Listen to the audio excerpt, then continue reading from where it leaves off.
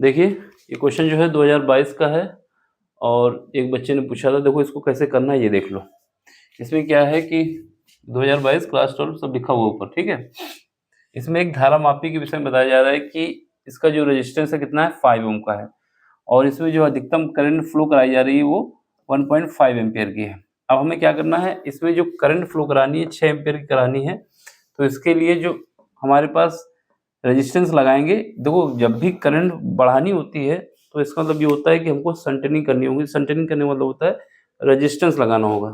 तो वो आपसे पूछ रहा है कि उसमें अगर हमें 6 एम्पियर की करंट फ्लो करानी है तो उसका रेजिस्टेंस कितना होगा ये बताना है, ठीक है।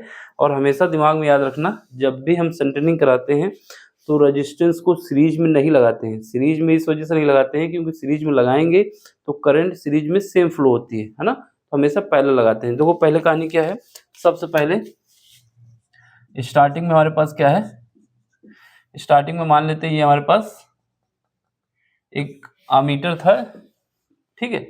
इसमें जो करंट हम फ्लो, एक रेजिस्टेंस है, रेजिस्टेंस कितना है 5 ओम का है, शुरुआत में स्टार्टिंग रेजिस्टेंस 5 ओम का है, ठीक है। इसमें जो करंट हम लोग फ्लो करा रहे हैं 1.5 एम्पियर की करंट फ्लो करा रहे हैं, ठीक। ये हमारे पास जो करंट फ्लो हो रही है 1.5 एम्पियर की करंट फ्लो हो रही है इस रेजिस्टेंस में 1.5 एम्पियर की, ठीक है। अब जाहिर सी बात है अगर इसमें करंट फ्लो हो रही है तो इसका कुछ वोल्टेज होगा, क्या होगा, वोल्टेज होगा। तो वोल्टेज हम मान लेते हैं कि ये वोल्टेज जो है इसका कितना है, V मान लेते हैं। अब V वोल्टेज को हम निकाल लेते हैं। V वोल्टेज को कैसे निकालेंगे, ओम के नियम से, ओम के नियम से। जब ओम का नियम लगाओगे तो क्या होता है, ओम का नियम ये कहता है कि वोल्टेज इक्वल टू होता है करंट और रेजिस्टेंस। तो करंट और रेजिस्टेंस हमको दिया हुआ है तो V इक्वल टू हमारा कितना आ जाएगा, करंट कितनी 1.5 और रेजिस्टेंस 5 है, ये आ जाएगा 7.5 वोल्ट। कितना आएगा, वोल्ट आएगा। तो इसकी वैल्यू कितनी आ गई, 7.5 वोल्ट आ गई है, ठीक है। ये तो हमें पता चल गया। अब हमें क्या करना है, इसी में अभी तक हम कितने एम्पियर की करंट फ्लो करा रहे थे, 1.5 एम्पियर की। अब हमें इसमें करंट फ्लो करानी है 6 एम्पियर की। तो इसके लिए हमें क्या करना होगा, इसको शंटनिंग करना होगा। देखो नए केस में क्या होगा, दूसरे केस में हमारे पास जो वायर था पहले जिसमें हम लोग करंट फ्लो करा रहे थे, कितनी करंट फ्लो करा रहे थे, 1.5 एम्पियर की। अब इसमें करंट हमें कितनी फ्लो करानी है, करंट हमें फ्लो करानी है, इसमें वोल्टेज कितना निकाला हमने, 7.5 वोल्ट, ये तो हमने निकाल लिया था ना, ठीक है। इसका रेजिस्टेंस कितना था, 5 ओम का था, ये भी ठीक है। अब देखो इसमें क्या करना है, यहाँ से जो करंट फ्लो होगी वो कितनी रखनी है हमको, पहले कितनी थी 1.5 थी, अब हमें कितनी रखनी है 6 एम्पियर। करंट हमें 6 एम्पियर की रखनी है यहाँ पर। तो इसके लिए क्या करना होगा, इसको शंटनिंग करना होगा। और शंटनिंग हमेशा रेजिस्टेंस को कैसे लगाना होता है, एक रेजिस्टेंस लगा दिया जाता है, उसको हमेशा पैरेलल में जोड़ा जाता है। कैसे जोड़ा जाता है, पैरेलल क्रम में। और कितना रेजिस्टेंस मान लेते हैं, जो रेजिस्टेंस हमने फ्लो लगाया है वो रेजिस्टेंस कितना है, आर मान लेते हैं ना, एस न मान के आर मान लेते हैं, क्योंकि एस और 5 एक तरीके दिखने लगते हैं ना। तो हमने शंटनिंग कर दी। शंटनिंग करने का मतलब है इसमें कितनी करंट फ्लो हो रही है, इसमें करंट हमारे पास 1.5 एम्पियर फ्लो हो रही थी। अब अगर पूरे सिस्टम में हमको 6 एम्पियर की करंट देनी है तो इसके लिए एक रेजिस्टेंस लगाना होगा। इस रेजिस्टेंस को ही शंटनिंग कहा जाता है। शंटनिंग कहते हैं इस वजह से, यहाँ का जो रेजिस्टेंस मानते हैं वो एस मानते हैं। क्या मानते हैं, एस मानते हैं। तो चाहे आर माने चाहे एस माने, शंटनिंग कहते हैं इस वजह से एस मानते हैं, ठीक। तो हम इसको आर माने या एस माने कोई दिक्कत नहीं है, लेकिन हमेशा याद रखना इसको हमेशा पैरेलल क्रम में लगाते हैं, कभी भी समांतर क्रम, कभी भी उसमें नहीं लगाएंगे। क्या कहते हैं, सीरीज में। अगर सीरीज में आपने लगा दिया तो सीरीज में लगाने से करंट सेम फ्लो होगी, तो कोई मतलब नहीं रह जाएगा। यानी इतने एम्पियर की करंट आप फ्लो नहीं करा सकते। अगर इसको पैरेलल लगाओगे तभी करंट फ्लो करा सकते हो, नहीं तो नहीं करा सकते हो, ठीक है। दूसरी बात, पैरेलल के केस में जब भी समांतर क्रम होता है या पैरेलल क्रम होता है, देखो अगर समांतर क्रम बोलें तो हिंदी में उसको समांतर क्रम कहते हैं, और पैरेलल बोल रहा हूँ उसको इंग्लिश में पैरेलल कहते हैं। तो समांतर क्रम या पैरेलल। लेकिन सीरीज जो होती है या फिर श्रेणी क्रम, ठीक है, इसको हमेशा कैसे लगाएंगे, समांतर क्रम में लगाएंगे, ठीक है। तो यहाँ से देखो ऐसे लगा देंगे। अब इसमें करंट हमें कितनी फ्लो करानी है, इतने एम्पियर की। लेकिन ये याद रखना है कि जो भी समांतर क्रम में लगा होता है, जो भी समांतर क्रम में लगा होता है, उन दोनों का वोल्टेज कभी भी चेंज नहीं होता। जो वोल्टेज इसमें था वही वोल्टेज इसमें भी रहेगा। क्या याद रखना है, समांतर क्रम में कभी भी वोल्टेज चेंज नहीं होता। समांतर क्रम में वोल्टेज कभी भी चेंज नहीं होता। चेंज नहीं होने का मतलब जो भी वोल्टेज ये था वही वोल्टेज ये वोल्टेज था जो वही वोल्टेज ये रहेगा। हाँ, अगर सीरीज में लगा देंगे तो वोल्टेज चेंज हो जाएगा। ठीक है, तो हमें दो बातें याद रखनी। पहला, सीरीज में जो लगे होते हैं उनमें करंट चेंज नहीं होती। दूसरी बात, जो पैरेलल क्रम में लगे होते हैं उसमें वोल्टेज चेंज नहीं होता है। अब हमें क्या करना है, आर इक्विवेलेंट का कॉन्सेप्ट लगा देना है और करंट निकाल लेनी है।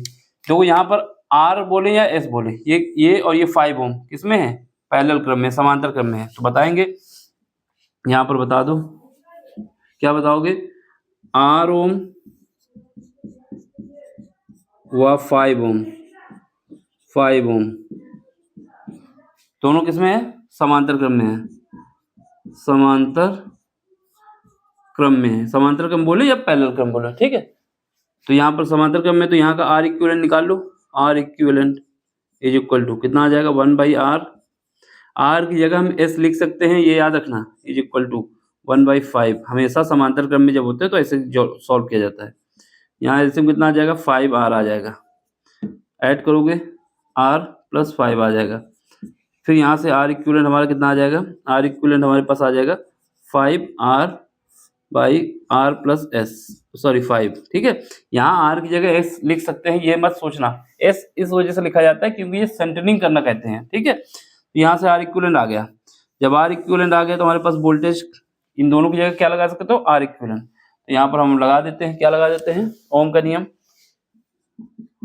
ओम के नियम से जब ओम का नियम लगाओगे तब क्या होगा, ओम का नियम लगाओगे तो हमारे पास क्या आ जाएगा, ये वोल्टेज कितना है, 7.5 है, 7.5 है। करंट कितनी फ्लो करा रहे हैं, 6 एम्पियर की, 6 एम्पियर की। ओम का नियम क्या होता है, V इक्वल टू हमारे पास IR होता है ना, उसी का यूज करें। तो वोल्टेज हमने लिख दिया, करंट और रेजिस्टेंस कितना निकाला है, आर इक्विवेलेंट। ये कितना है, 5R divide by R plus S, ठीक, सॉरी R प्लस 5। ठीक, अब चलो, अब इसको सॉल्व करना है। जब इसको सॉल्व करोगे तो ये वाला 6 हम नीचे ले आते हैं तो क्या आएगा, 70, ये हमारे पास 6 आएगा। ये वाला जो पॉइंट है ना, ये पॉइंट जो लगा हुआ है, इस पॉइंट को हटा देंगे तो एक जीरो नीचे बढ़ा देंगे। यहाँ पे 5R divide by R plus 5।